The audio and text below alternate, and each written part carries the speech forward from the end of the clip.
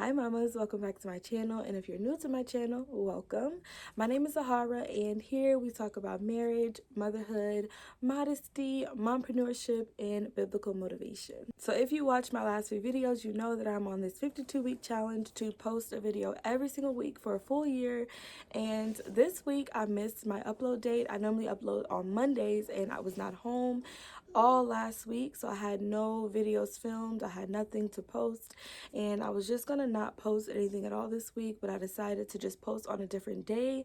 So today's Wednesday. I decided to make the video and post it today just because I want to really push myself to do this challenge, and even if I can't upload on Monday, I still want to get the video uploaded. So I'm very proud of myself for pushing myself to really upload this video. Give myself a little pat on the back. So today's video will not be too long. It'll just be super quick, but I think it's super important, the topic that I have today. So let's get into the video. I'm gonna have an intro song. She's a mom, she's doing YouTube videos, she is a wife, she lives that life. I don't know, we'll think of something. So today's video is going to be super short. I'm just going to give y'all 3 tips on how to stay positive, things that help me kind of stay positive in a lot of negative situations. So today's video is going to be super short. I'm just going to give y'all 3 tips on how to stay positive, things that help me kind of stay positive in a lot of negative situations. I want to start with a scripture, so if you don't have your head covered, sis, let's get that hair wrap. Okay, let's get that hair wrap. So the scripture in Sirach 2 says, if you come to serve the Lord, prepare your soul for temptation. When you are coming into the knowledge of Christ, and when you're trying to walk this walk of a godly woman or a spiritual woman or a Christian or whatever you want to call it, when you're walking this walk, temptation is going to come, negativity is going to come, but it's your duty to stay positive in those negative situations. I've experienced a lot of negative situations since I decided to follow Christ. I have literally been homeless.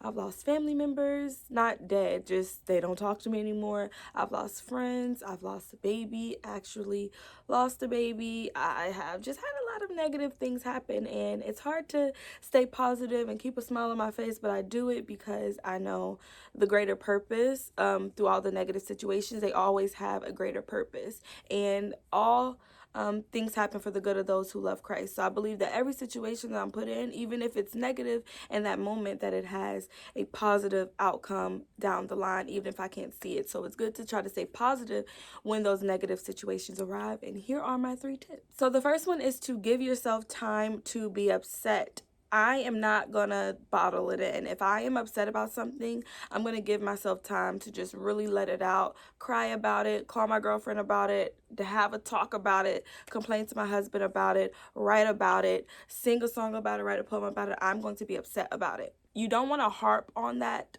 feeling of upsetness and like drag it out, but you do want to give yourself time to be upset or to worry or to cry or whatever it is. I picked up on something recently that I want to try to implement. I haven't done it yet, but I do want to try to implement it, so I do want to share it with you guys. It was this woman on Ellen, I believe, and she was saying that she gives herself worry time every single day. So at the same time, every single day, she gives herself allotted amount of time to worry. I think she said 30 minutes to just worry about something. When I first heard of this whole thing that she was talking about, I was a little bit reluctant. I was a little bit hesitant because I'm like, if something happens, I need to address it right then. But when she started explaining it more, she basically said that it'll help you regulate and control your emotions. Not suppress them, but learn how to control them. Like if something is out of your control and you physically cannot fix the situation, what is the purpose of worrying about it? And over time, you'll understand like, okay, I'm not going to waste my time worrying about this thing that is completely out of my control. Jesus. Especially if you have time to think about it. If something happens earlier in the day or the day before and you haven't had your worry time, you have time to think about, is this worth me stressing about? Is it worth me worrying about? And by the time you get to your worry time or your angry time or whatever time you want to call it, you might not even worry about that thing anymore. So I think that's a really good thing. I'm going to try to implement it because I'm a very emotional person. I am a very worrisome person, so I think that if I implement this, it'll help me control and regulate those negative emotions, and I could just be more positivity. I could just be a little bit more positiver person. The next one is something that I am big on. It is surround yourself with positive people. My posse is very positive. Okay. If I'm going through it or if I have some negative thoughts, I know that I can call one of my people in my circle and they will help me get over those negative emotions. They will give me scriptures. They will build me up. They will give me positive vibes all the way around, and they will help me get out of that negative space that I am feeling. So I suggest you get with people who do not feed your negativity. When you come to them and you're like, oh my God, I'm so mad about this and this happened to me, they do not be like, yeah, girl, I knew that was going to happen because XYZ. Like, no, they're like, no, girl, wait a minute, hold on, let's take a beat, let's take a break, let's think about the positives in the situation. They really build you up. A lot of times our negativity comes from low self-esteem, and you want to be around people who boost your self-esteem, who make you feel confident about yourself. They don't lie to you, but they pull the traits that are positive in you to the forefront so that you can see, like, you're really tripping. And I love that about my friends. Like, when I'm beating myself up and I'm like really going in on myself, they're like, excuse me, ma'am, do you know who you are? And they really build me up and they lift me up and they put me in a more positive space.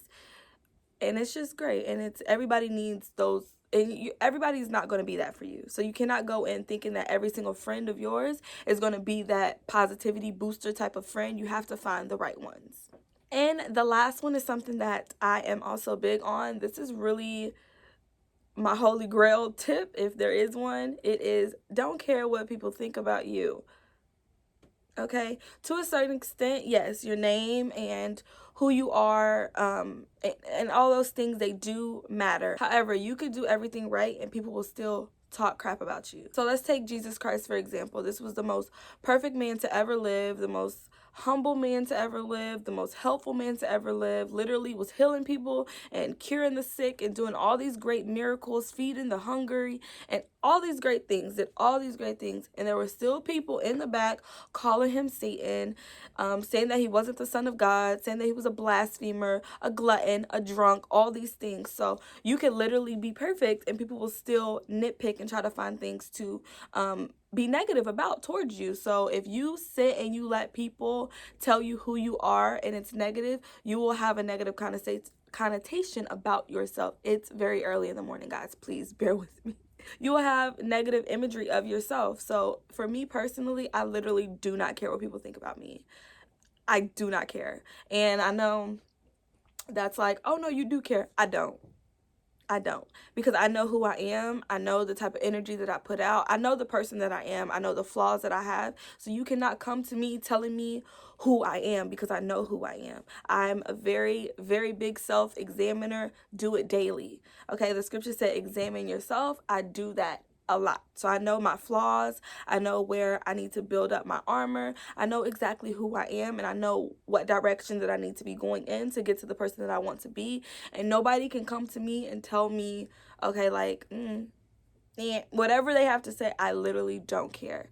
People say so many things about me. Y'all have no idea the type of comments that I get on Instagram and on Facebook, and just the messages that I get. It's just like, you thought, like, no, I do not care what people think, because everybody's going to have an opinion about you, whether it's true or false. And it's just up to you whether you want to take it or you want to just don't care, which is what I think you should do, is not care. This is where you draw a line. My friends, my family, some of my family, but my close friends, my people who I consider my family, my husband, people like that, I care about what they think about me, because these are people who, that was our heater. These are people who see me on a daily, who know me, who I'm vulnerable with. Those people I care. So if they come to me and they say, hey, like, your attitude is a little stank today, I'm going to care that they said my attitude was stank, and I'm going to do things to improve it. But if a complete stranger comes to me, people who I literally don't know or I don't have that type of